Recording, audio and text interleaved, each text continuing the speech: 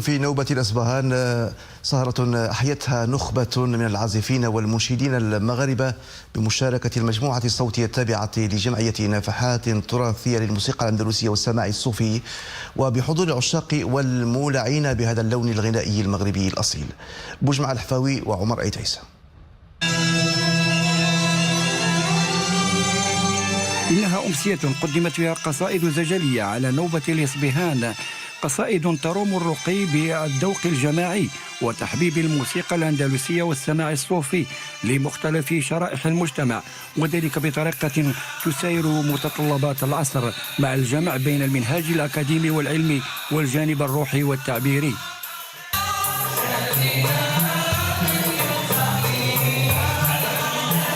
تقريب التراث ديالنا من الاجيال الصاعده، وايضا التذكير بالليالي اللي كانت تتنظم في الاسر السلويه والاسر الرباطيه والاسر المغربيه بصفه عامه.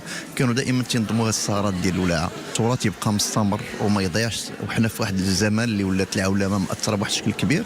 ارتأينا ان نقوم بنزهه في طبع الإصبهان.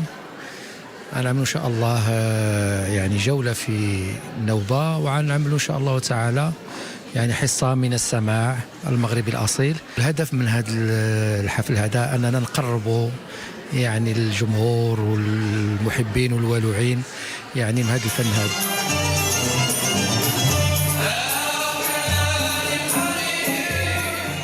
وبالرغم من انفتاح المغاربة على الألوان الموسيقية الجديدة بصيحاتها الغربية، إلا أنهم ظلوا متمسكين بتراثهم الموسيقي الغني والأصيل الذي توارثوه عن الأجداد عبر قرون خلت من الزمن.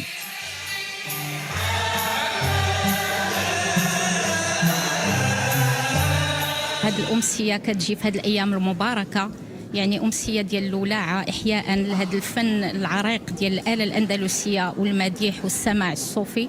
كنتمنى إن شاء الله تكون أمسية سعيدة على الجميع. أعتقد أن هذه الجمعية العتيدة تحاول أن تقدم رسالة لكل الجمهور الناشئ على أساس أن هذا الفن هو للجميع وفي ملكية كل الشباب.